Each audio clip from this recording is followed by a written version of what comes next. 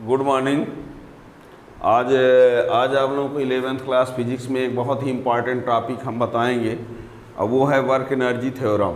Work energy theorem सभी state board, CBSE board और इससे क्वेश्चन बड़े कंपटीशन में भी बनते रहते हैं, है ना। तो इसको आप ये समझना है तो स्टार्ट से लास्ट तक देखेंगे तभी बात समझ पाएंगे। वर्क एनर्जी थ्योरम टॉपिक है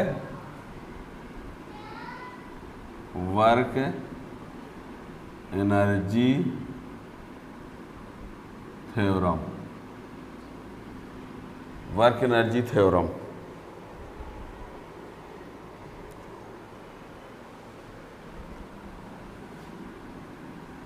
वर्क एनर्जी थ्योरम। अब ये आप लोगों को वर्क पता होना चाहिए, एनर्जी पता होना चाहिए। जो पीछे क्लासों में आप लोग पढ़े हैं, है ना, उसका अलग से भी वीडियो देख सकेंगे आप कि वर्क क्या होता है, एनर्जी क्या होता है। यहाँ पर हम सिर्फ टॉपिक हमारा जो है work energy theorem. Work energy theorem को समझने के लिए आप लोग कुछ बता दें कि इसकी ज़रूरत पड़ेगी। काइनेटिक एनर्जी का फार्मूला होता है हाफ एम वेलोसिटी स्क्वायर, ये आपको आना चाहिए। Work equal to force into displacement आना चाहिए। Force equal to mass into acceleration आना चाहिए, है ना। यू क्या होता है, इनिशियल वेलोसिटी, ई इनिशियल वेलोसिटी, अभी क्या है, फाइनल वेलोसिटी। ये आपको पता होना चाहिए, ठीक है ना। ये फार्मूला आपको आना चाहिए। K equal to half m v kinetic energy, W equal to F S force into displacement, F equal to m a, ठीक है ना। यू इनिशियल वेलोसिटी और भी क्या है, फाइनल वेलोसिटी। ये आपको आना चाहिए इसको समझने के लिए, ठीक है ना। तो इसमें क्या होता है, किसी बॉडी में जब फोर्स अप्लाई करेंगे, मूविंग बॉडी में, किसी मूविंग बॉडी में जब फोर्स अप्लाई करेंगे तो फोर्स अप्लाई करने पर जो वर्क होगा, फोर्स अप्लाई करने पर जो वर्क होगा वो work increase in kinetic energy के बराबर होगा। यानी किसी बॉडी में, किसी मूविंग बॉडी में जब फोर्स अप्लाई करेंगे तो फोर्स से जो वर्क होगा वो वर्क काइनेटिक एनर्जी के चेंज के बराबर होगा या इंक्रीज इन काइनेटिक एनर्जी। यानी according to this law work done by force applying on moving body, work done by force applying on the moving body is equal to the increase in its kinetic energy. Work done by force applying on moving body is equal to increase in its kinetic energy, ठीक। तो इसका statement पहले लिखे देते हैं। चलिए पहले हम प्रूव करके लास्ट तक पहुंचा देते हैं, पहले समझ ही लो फिर लिखते हैं, ठीक है ना। हमने क्या कहा, किसी बॉडी में फोर्स अप्लाई करेंगे, फोर्स अप्लाई करने पर जो वर्क डन होगा काइनेटिक एनर्जी में इंक्रीज के बराबर होगा। मान लीजिए एक बॉडी है, उसका मास हम ले लेते हैं क्या है, एम है। अब वो यू वेलोसिटी से चल रही है। कितने वेलोसिटी से चल रही है, यू वेलोसिटी से चल रही है। तो उसकी इनिशियल काइनेटिक एनर्जी कितनी होगी, हाफ एम यू स्क्वायर। मान लीजिए इसमें एक फोर्स अप्लाई किया हमने, कितना, एफ। फोर्स अप्लाई करने पर डिस्प्लेसमेंट हुआ कितना, एस। जब फोर्स अप्लाई करेंगे तो उसकी वेलोसिटी चेंज होगी कि नहीं। यू वेलोसिटी से जो चल रही थी, तो जब फोर्स अप्लाई कर देंगे तो उसकी वेलोसिटी क्या होगी, चेंज हो जाएगी। अब चेंज होगी तो कहोगे सर वेलोसिटी बढ़ जाएगी घट जाएगी। हम जैसा फोर्स अप्लाई करेंगे उस पर डिपेंड करेगा। फोर्स अप्लाई किए हैं आप वेलोसिटी की डायरेक्शन में तो वेलोसिटी बढ़ जाएगी। यदि हमने फोर्स अप्लाई किया है वेलोसिटी के अपोजिट में तो वेलोसिटी डिक्रीज हो जाएगी, हैं। जैसे मान लीजिए गाड़ी चला रहे हो, यदि मान लीजिए फोर्स अप्लाई किए मीन्स एक्सीलेटर ले लिए तो वेलोसिटी बढ़ेगी। और यदि मान लीजिए आपने फोर्स अप्लाई किया, ब्रेक दबा दिया तो उसकी वेलोसिटी क्या होगी, घटेगी। यानी फोर्स जो हम लगाएंगे तो वेलोसिटी बढ़ भी सकती है और घट भी सकती है। हमने कैसा फोर्स अप्लाई किया उस पर डिपेंड करेगा, है ना। तो ये इनिशियल वेलोसिटी यू थी, मास एम, तो काइनेटिक एनर्जी ये हुआ। फाइनल वेलोसिटी क्या हो गई, हमने फोर्स अप्लाई किया तो भी, तो half m v two square ये होगा। यह है इनिशियल, ये है फाइनल, ठीक है ना। अब देखिए हमको प्रूव करना है कि जो W होगा वो half m v square minus half m u square, ये प्रूव करना है हमको। Work equal to increase in kinetic energy, मतलब फाइनल एनर्जी माइनस इनिशियल। तो देखिए जैसे आपने मास लिया कितना एम और फोर्स अप्लाई किया कितना एफ, डिस्प्लेसमेंट कितना हुआ एस। वेलोसिटी में चेंज को एक्सेलरेशन बोलते हैं, वेलोसिटी में चेंज को क्या बोलते हैं एक्सेलरेशन, ठीक है ना।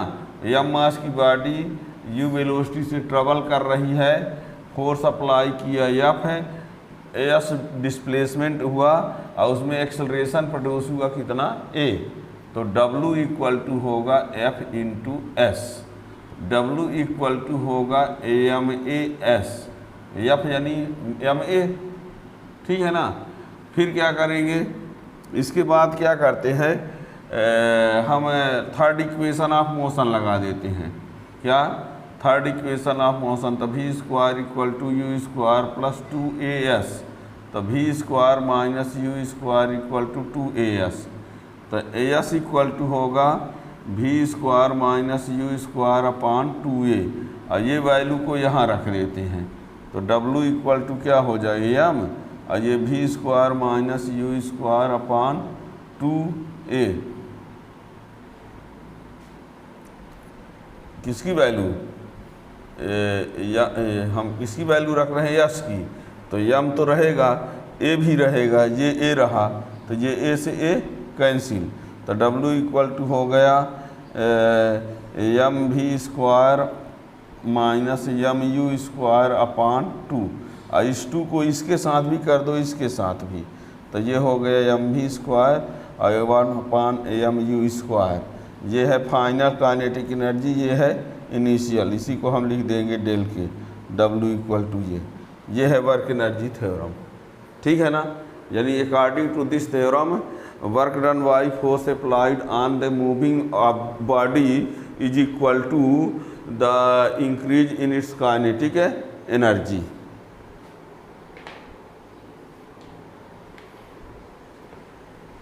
ठीक है, तो इसका स्टेटमेंट देखिए,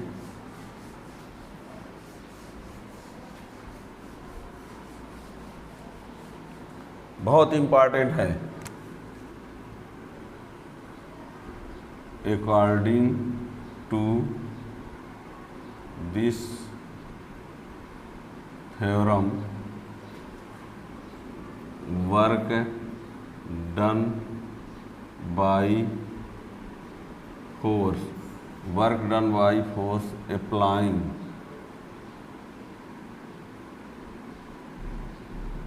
work done by force applying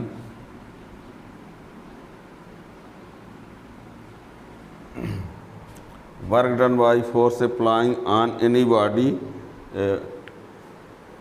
according to this theorem work done by force applied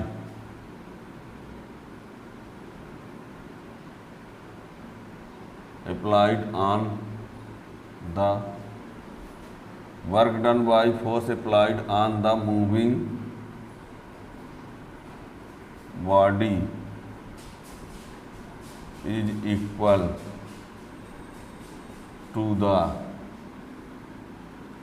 work done by force applied on the moving body is equal to the increase in its kinetic energy.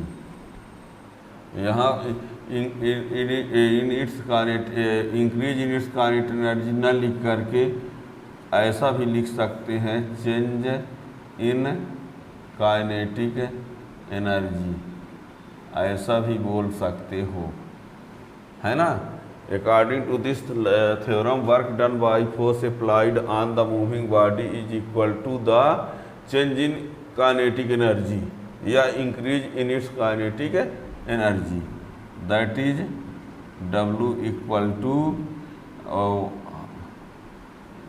Equal to final kinetic energy minus initial kinetic energy ये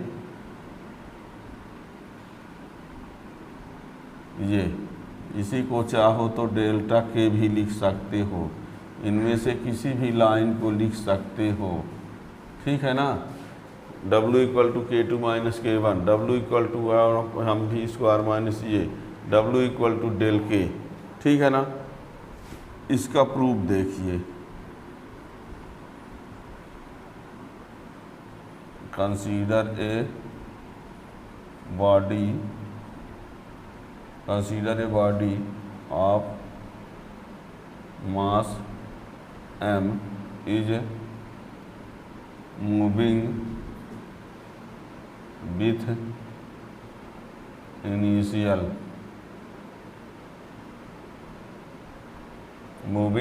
initial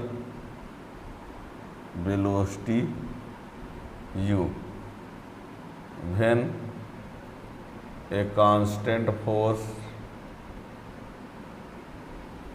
F is applied on the body, then its velocity becomes v. Displacement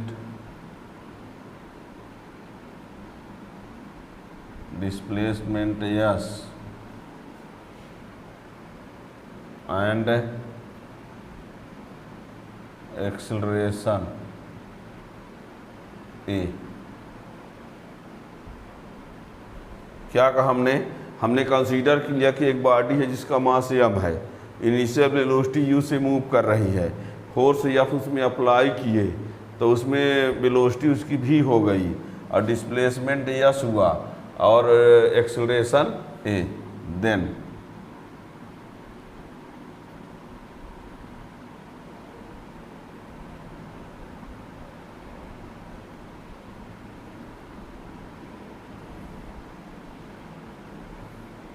F equal to m a होता है ना, तो W equal to ये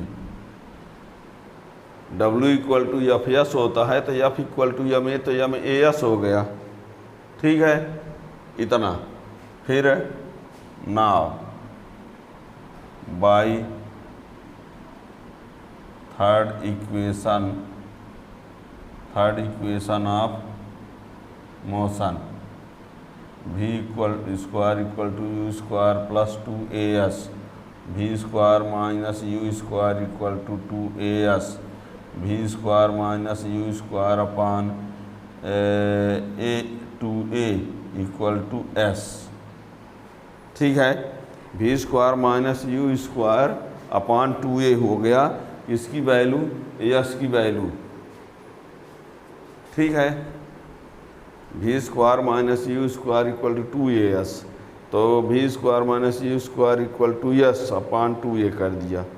putting this value in equation first,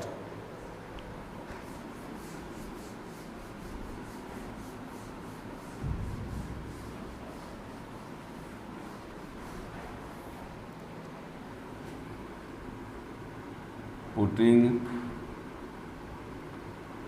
this value in equation first, we get W equal to m a, s की वैल्यू v square minus u square upon 2a, a से a cancel, W equal to m और ये v square upon 2 minus u square upon 2, ये half m v square minus half m u square, ये हो गया K2, ये हो गया K1, ये हो गया डेल के। ये चाहे इसी को लिख दो, ठीक है ना।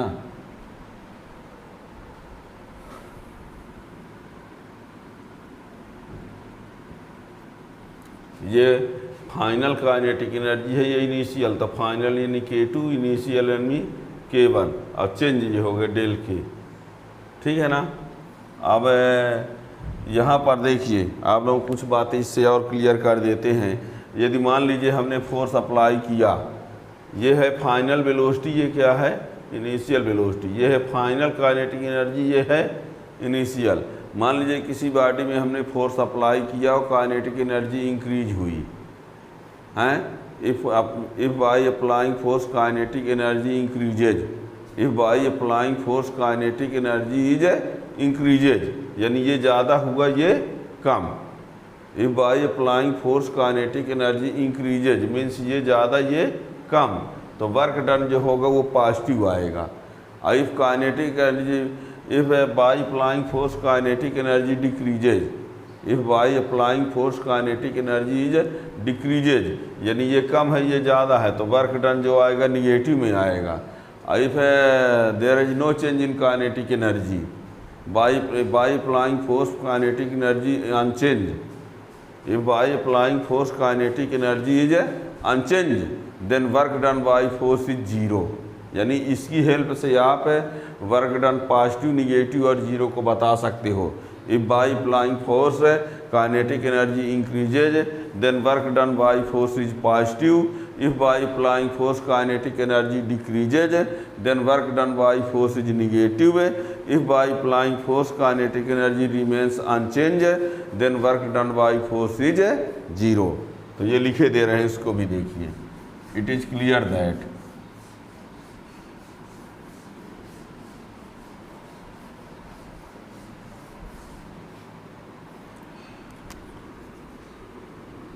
यानी ये फार्मूला फिर से लिखे दे रहे हैं, m v square minus half m u square हैं, बार बार हम बता रहे हैं। ये ज़्यादा होगा ये कम होगा, यानी एनर्जी बढ़ गई तो मान लो प्लस में आएगा, ज़्यादा में कम को माइनस करें तो प्लस है ना होगा। यदि मान लीजिए घट गई तो ये कम है ये ज़्यादा तो माइनस में आएगा, यदि अनचेंज है ये और ये इक्वल है तो जीरो आएगा, है ना। It is clear that first number, if bye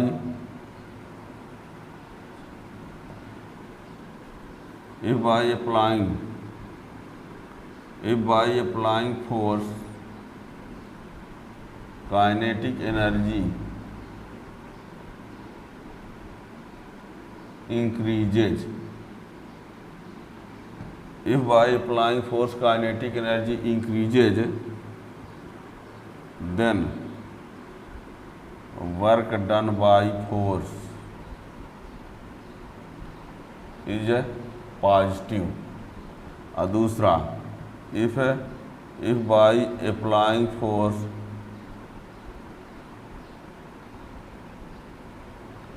kinetic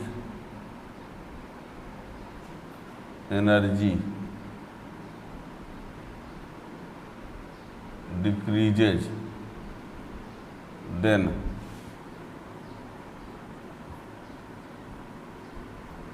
work done by force is negative।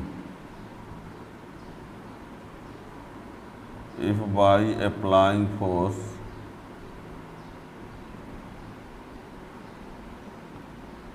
kinetic energy remains unchanged then work done by force is zero. ठीक है, क्लियर हो गया। क्या कहा हमने, work done by force applied on any moving body is equal to increase in its kinetic energy. किसी body में force apply करेंगे तो जो वर्क होगा काइनेटिक एनर्जी के इंक्रीज या चेंज के बराबर होगा। ठीक है ना। फिर हमने क्या किया, एक बॉडी लिया जिसका मास m ले लिया, इनिशियल वेलोसिटी u ले लिया, उसमें फोर्स अप्लाई किया, वेलोसिटी चेंज होके v हो गई, एक्सेलरेशन प्रोड्यूस हुआ a और डिस्प्लेसमेंट s, तो वर्क इक्वल टू होता है फोर्स इनटू डिस्प्लेसमेंट। तो F equal to W equal to F s, F की जगह हमें a लिख दिया फर्स्ट सेकंड ला से, तो यह हमें AS हो गया। और थर्ड इक्वेशन लगा दे v square equal to u square plus 2s, तो उससे यस की वैल्यू ला लिया, यस की वैल्यू लाने के बाद रख दिया तो आ गया half m v square minus half m u square final kinetic energy minus initial, बहुत आसान सा है। ठीक है, इस प्रकार से नए इंपॉर्टेंट क्वेश्चन का वीडियो के लिए चैनल को सब्सक्राइब कर लेंगे तो नए वीडियो का नोटिफिकेशन मिल जाएगा। जहाँ भी कोई दिक्कत हो, कोई भी समस्या हो, आप बता सकते हो कमेंट से, रिस्पेक्ट के साथ। Thank you.